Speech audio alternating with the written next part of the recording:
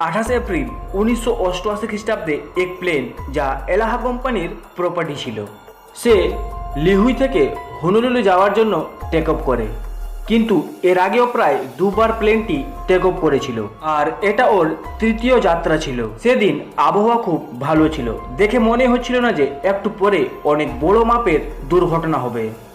প্লেনের captain Robert সাইমার, যার plane চালানোর এক্সপেরিয়েন্স প্রায় 6700 ঘন্টা ছিল, 25 এপ্রিল সকাল হনুলুলু এয়ারপোর্টে প্লেনের ক্যাপ্টেন সব কিছু চেক করে প্লেনটি উড়ার জন্য রেডি ছিল। ঠিক 11:30 বেজে প্লেনটি মায়ু যাওয়ার জন্য বেরিয়ে পড়ে। মায়ুতে ল্যান্ড করার পর হিলু যাওয়ার আগে প্লেনের ক্যাপ্টেনকে daily check up routine follow করতে হতো যে প্লেনের সব কিছু ঠিক আছে কিনা, কিন্তু ক্যাপ্টেন টাইম বাঁচানোর জন্য কোনো কিছু চেক আপ না করে হিলু যাওয়ার জন্য বেরিয়ে পড়ে।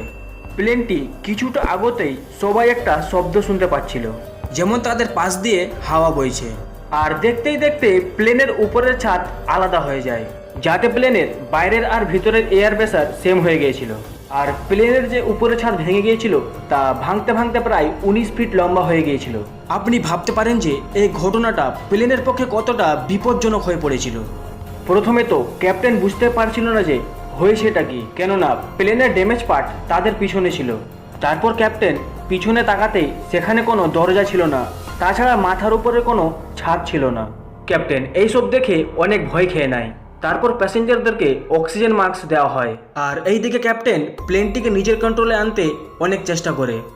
আর ভালো খবর এটা যে যে সময় এই দুর্ঘটনাটি ঘটেছিল সে সময় সবাই সিট বেল্ট বেঁধে রেখেছিল, কেননা তারা যদি সিট বেল্ট না বেঁধে রাখতো তো তারা খোলা আসমানে পড়ে যেত।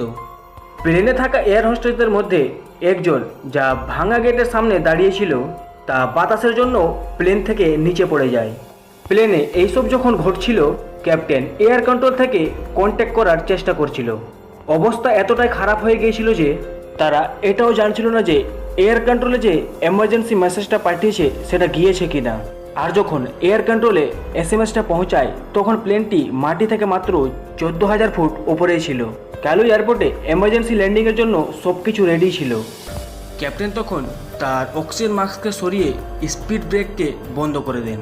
প্লেনটি তখন আসমানে ছিল আর কায়লো এয়ারপোর্টের দিকে খুব স্পিডে বাড়ছিল। প্লেনের ক্যাপ্টেনের ইশারায় ফার্স্ট অফিসার ল্যান্ডিং গিয়ারকে নিচে করেন, কিন্তু ল্যান্ডিং গিয়ারে যে ইন্ডিকেটর ছিল তা অনই হচ্ছিল না। বন্ধুরা, এক প্রবলেম শেষই হয়নি কি আরেক প্রবলেম শুরু হয়ে যায়। ক্যাপ্টেন এইসব প্রবলেম থাকা সত্ত্বেও অনেক কষ্ট করে 1:58 প্লেনটিকে ল্যান্ড করান। প্লেনটি থামতেই ওখানে থাকা উপস্থিত রেস্কিউ টিম সাহায্য করার জন্য সেখানে উপস্থিত হয়। একটা এয়ার হোস্টেস ছাড়া প্লেনে উপস্থিত সব যাত্রীরাই জীবিত ছিল, আর অন্যদিকে প্লেনটি অত খারাপভাবে ড্যামেজ হয়ে গিয়েছিল যাকে ঠিক করা অসম্ভব ছিল, তাই প্লেনটিকে সেখানে ডিসমেন্টেল করে দেওয়া হয়। তাছাড়া অত বড় দুর্ঘটনার পিছনে কারণ একটাই, যে প্লেনটি অত্যাধিক মাত্রায় টেক অফ আর ল্যান্ডিং করেছিল। তো বন্ধুরা, আজকের জন্য এটুকুই। এমনই ভিডিও দেখতে এই চ্যানেলটাকে এখনই সাবস্ক্রাইব করে বেল আইকনটা অলে প্রেস করে দেবেন। দেখা হবে আপনাদের সাথে এক নিউ ভিডিওর সঙ্গে।